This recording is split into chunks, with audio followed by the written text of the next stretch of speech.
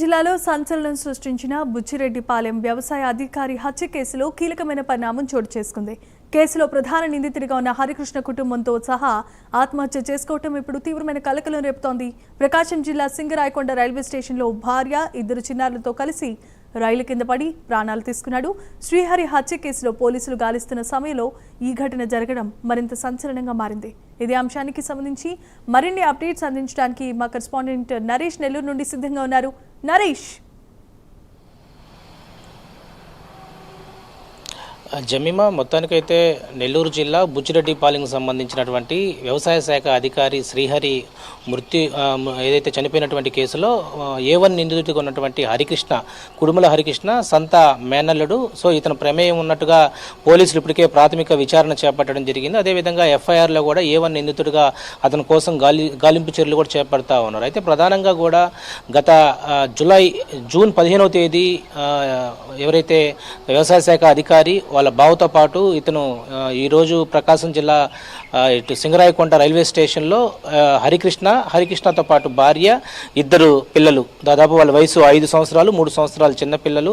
అత్యంత హృదయ విదారకరమైనటువంటి ఘటన అని చెప్పుకోవాలి. ఎందుకంటే A1 నిందితుడిగా ఉన్నటువంటి కుడుముల హరికృష్ణ A1 నిందితుడిగా ఉన్నారు ఏదైతే ఈ బావ చంపినటువంటి కేసులో. అయితే తను భార్య పిల్లలతో పాటు బాలవన్మరణానికి పాల్పడడం చాలా ఇప్పటికే ఆ గ్రామంలో అంతా కూడా విషాద ఛాయలు నములుకున్నాయని చెప్పుకోవాలి. ఇక్కడ ప్రధానంగా కూడా మనం ఈ యొక్క ఏదైతే అతను సూసైడ్ చేసుకోవడానికి ప్రధానమైనటువంటి కారణాలు మనం ఒకసారి తెలుసుకునే ప్రయత్నమైతే బావ అయినటువంటి శ్రీహరిని ప్లాన్ ప్రకారం గత నెల 15వ తేదీ అతను ఒక పెంచులకోన టెంపుల్కి తీసుకెళ్లి మార్గం మధ్యలో వస్తున్నటువంటి సమయంలో ప్లాన్ ప్రకారమే బావని గుండె పోటుతో చనిపోయినట్లుగా కూడా చిత్రీకరించడం జరిగింది. కుక్క ఇంజెక్షన్ ఏదైతే ఉంటుందో కుక్క కాటుకు వేసేటువంటి ఇంజెక్షన్ కూడా 2 ఇంజెక్షన్లు వేసి అతను గుండెపోటుకు వచ్చే విధంగా అతనిపై ఏదైతే హత్యకు గురైనటువంటి పరిస్థితుల్లో కొంత అక్కడ ఒక అలజడైతే రేగింది. అయితే ఆ తర్వాత మొదటి భార్య అంటే ఎవరైతే కుడుముల హరికృష్ణ సిస్టర్ సోదరి ఎవరైతే ఉన్నారో లావణ్య,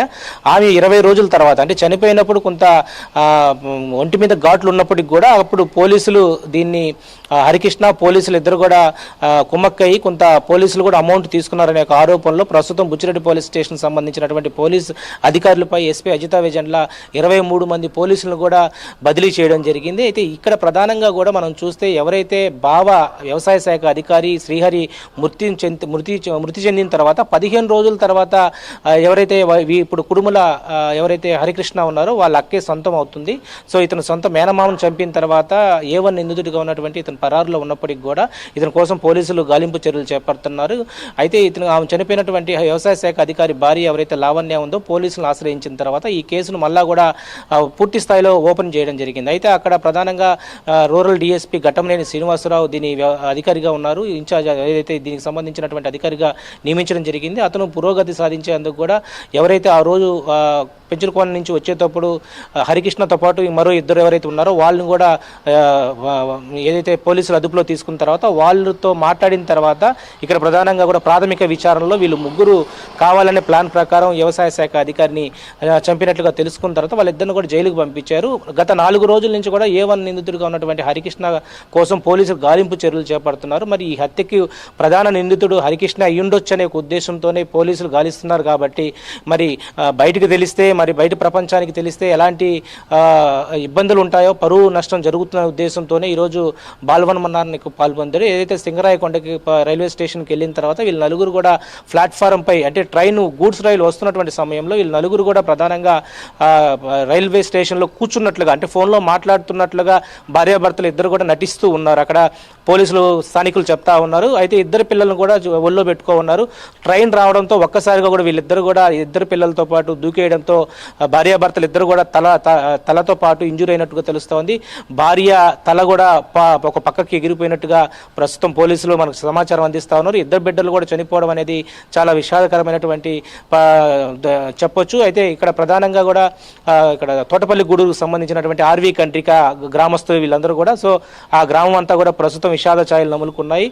ఏదైతే హత్య కేసులో ఉన్నప్పటికీ కూడా ఎందుకు పోలీసులకు దొరుకుంటే పోయిండేది కదా, ఇలా అందరూ కూడా చనిపోవడం అనేది అత్యంత బాధాకరం అని చెప్పి ఇప్పుడు జిల్లా వ్యాప్తంగా ఇది ఒక చర్చకి దారి తీస్తుందని చెప్పుకోవాలి. Jemimah, right, thanks for the updates and details Naresh.